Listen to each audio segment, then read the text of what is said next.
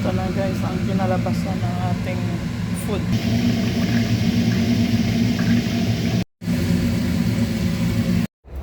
Hello my angel. Hello guys. Good morning.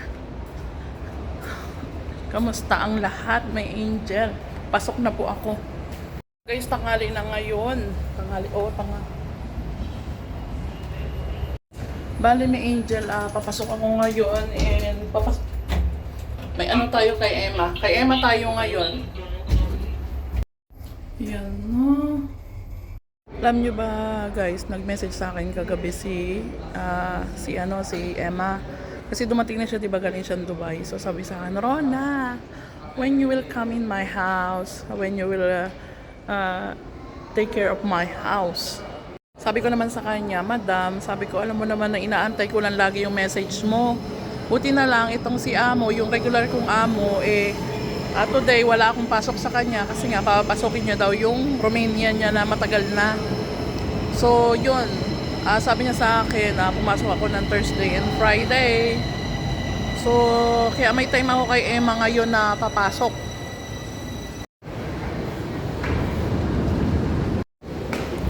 Pasok na tayo.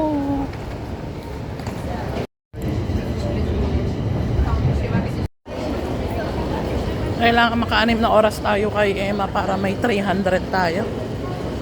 Tomorrow, bayaran ng bahay. So, need kayod-kayod for pay the house.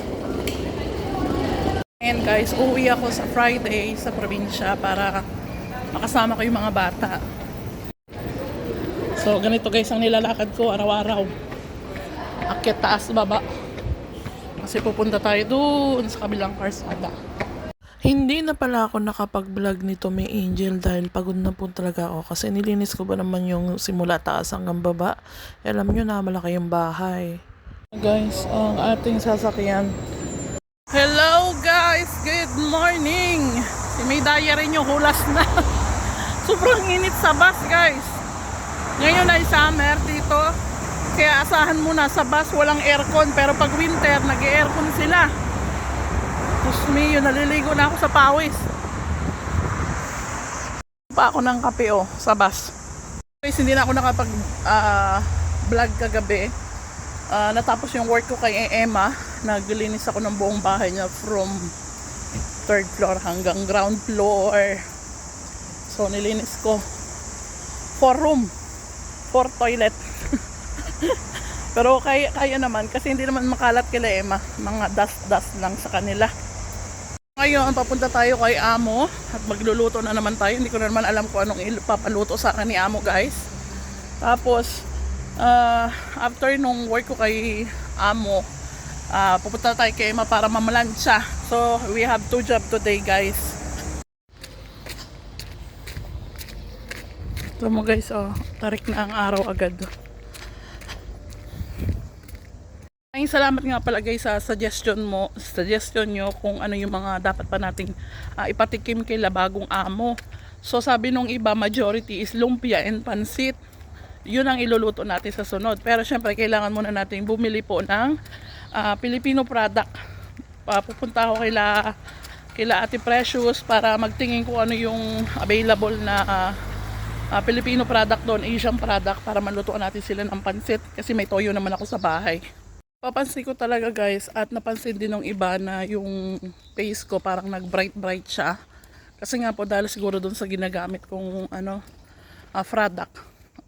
Barato lang guys. Yung ang panghilamos ko kasi na ginagamit ay Garnier.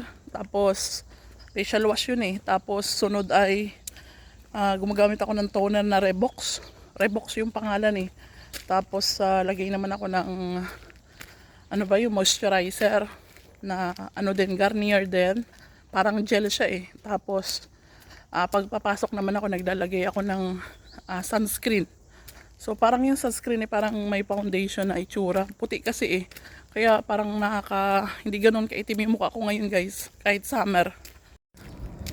Papunta tayo ng Mega at bibili tayo ng mga kailangan sa bahay. Mag-grocery ako guys para sa kanila.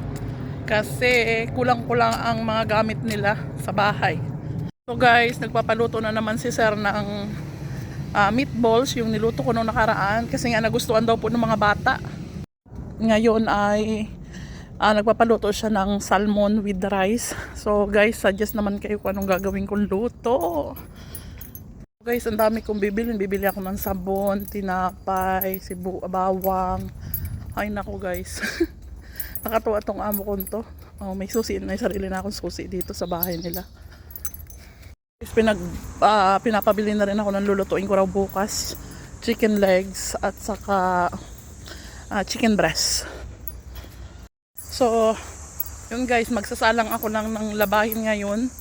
And imamanage ko guys yung kanilang mga maduduming damit kasi ang dami.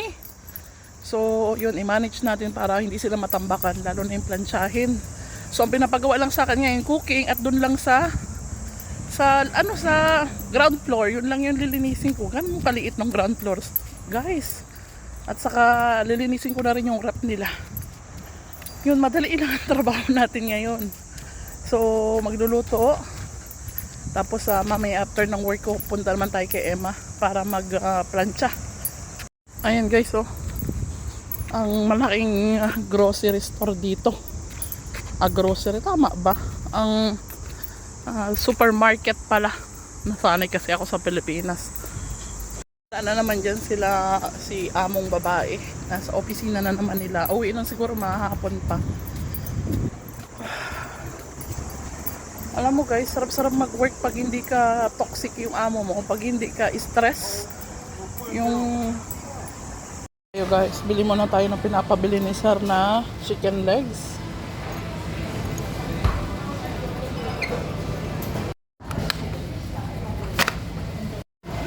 Dalawa guys, binili ko. Doon naman tayo sa sabon guys. Maging amo ng ganito guys, ikaw yung mag-grocery pero yung oras na yan, kahit nasa labas ka, bayad yan. Bayad na bayad. Sa stress guys, yung trabaho ganito. Siguro dahil nga pagluluto ay aking hobby. Garlic naman guys, ay rice.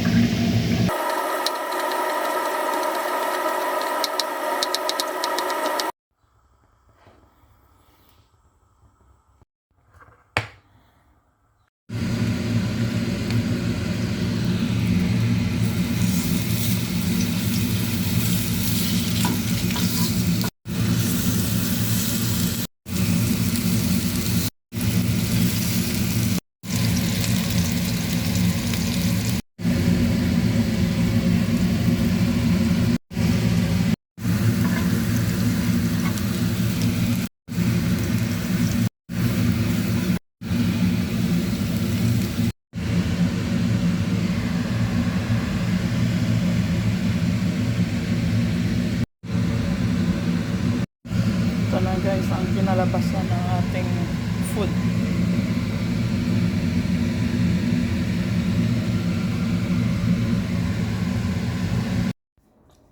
dami nga iron natin guys. Oh. Super dami.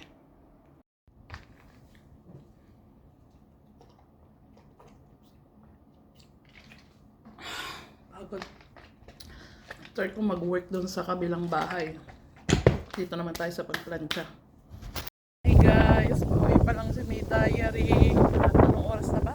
Guys, 9:26 na po ng gabi. At hindi na lang talaga nag-stop yung plancha. Kasi siguro sobrang init.